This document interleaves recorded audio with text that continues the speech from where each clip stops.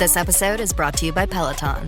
Break through the busiest time of year with the brand new Peloton Cross-Training Tread Plus. Powered by Peloton IQ. With real-time guidance and endless ways to move, you can personalize your workouts and train with confidence, helping you reach your goals in less time. Let yourself run, lift, sculpt, push, and go. Explore the new Peloton Cross-Training Tread Plus at onepeloton.com. Have you ever heard an accent so bad that it takes you out of the movie? Or an accent so good that you get lost in the character and forget that the actor or actress is even there? On this episode of English with Dane, we're going to rank the top 5 worst and best accents in movies as rated by critics and just overall people hating them. But first, we're going to take a look into what accents say about not just movie characters, but about ourselves and why they hold such an important place in our lives and identities. The top 5 worst accents are pretty shocking, by the way. I don't know if you're ready for them, but we will see. Reminder that the transcript for this episode is in the description, so before we get started, I recommend you go and pull it up so you can follow along more closely and retain much more information. All right, let's get into it. You are listening to episode 16 of season 2 of English with Dane. Hit it.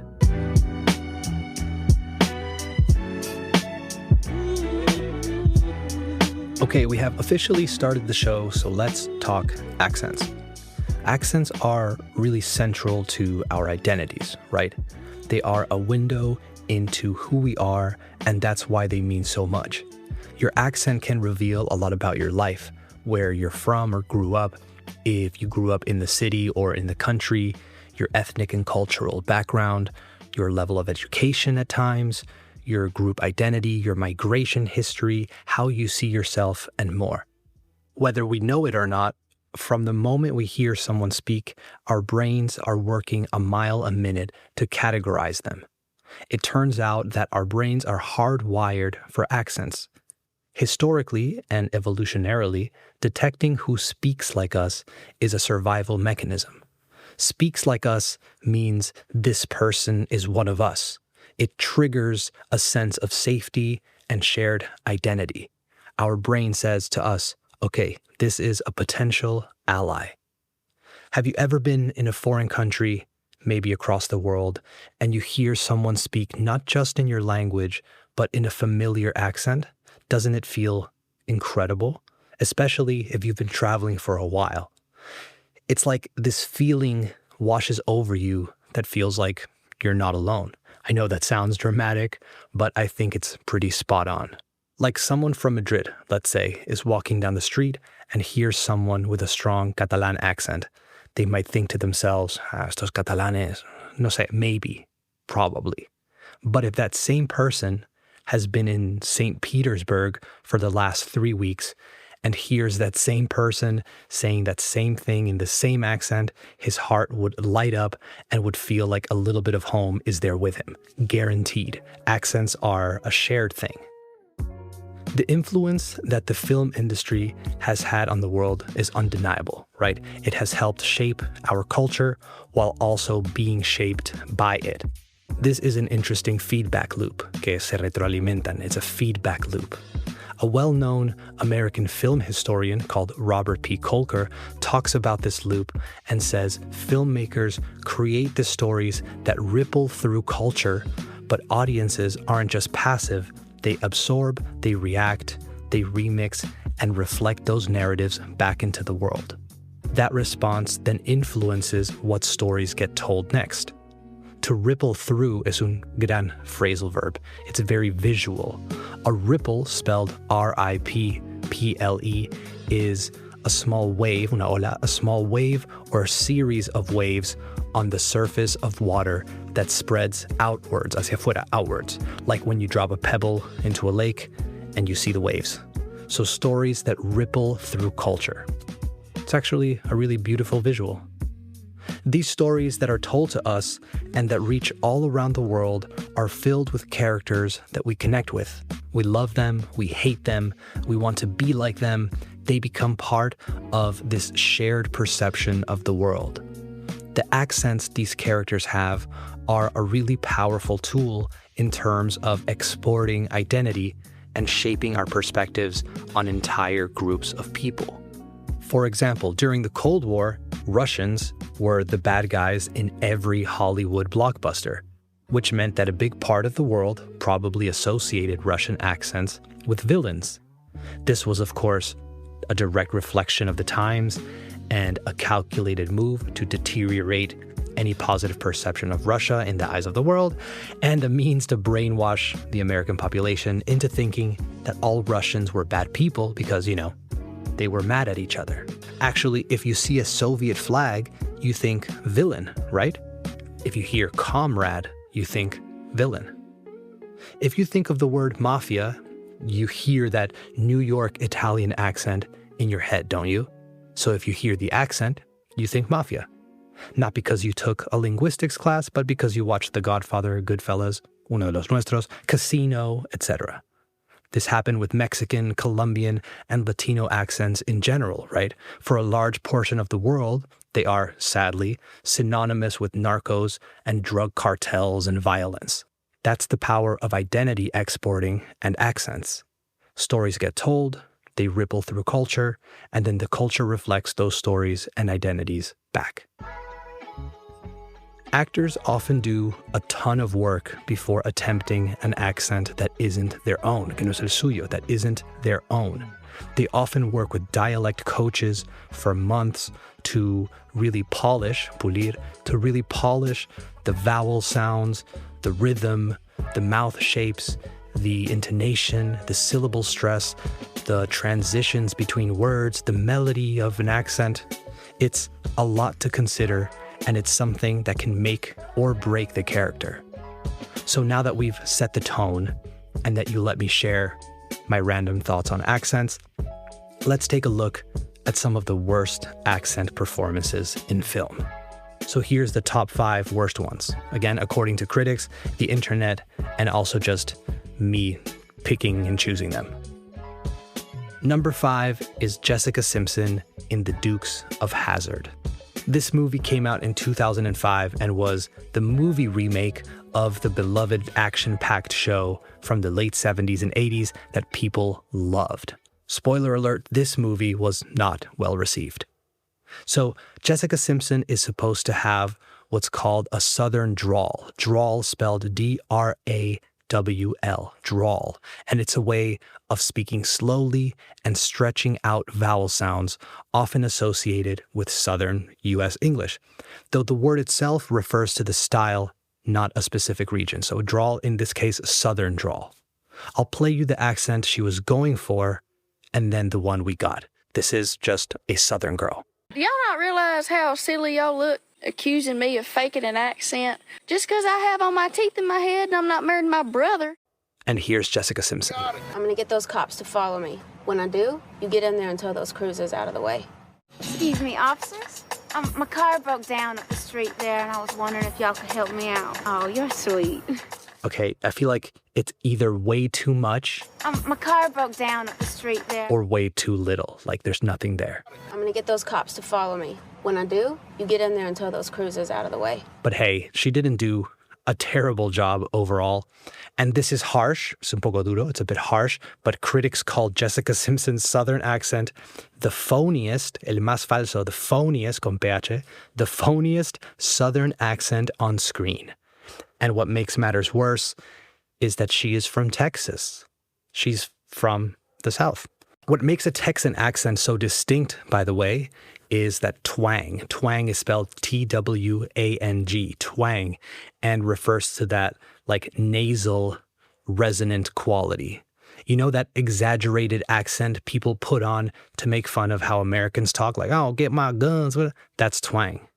Texas is big and has a bunch of different accents, but in general, the East is more Southern drawl influenced and the West is more twang, and urban areas are way more neutral, and you probably wouldn't even be able to tell that someone's from Texas. Enough about Texas, let's go to number 4.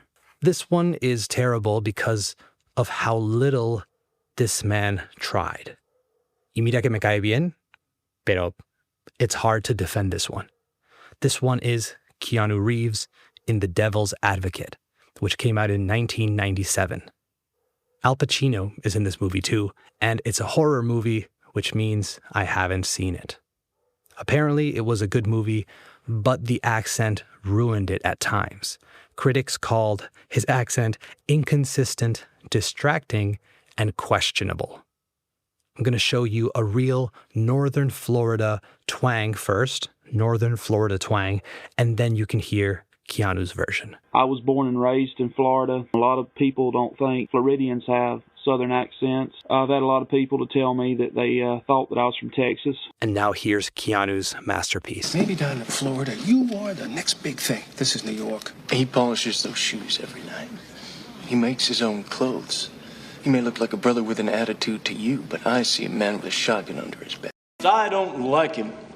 I'm going to tell you some things during the course of this trial that are going to make you like him even less. It's like he just forgets he's doing it, or he wanted it to be understated, más sutil, more understated.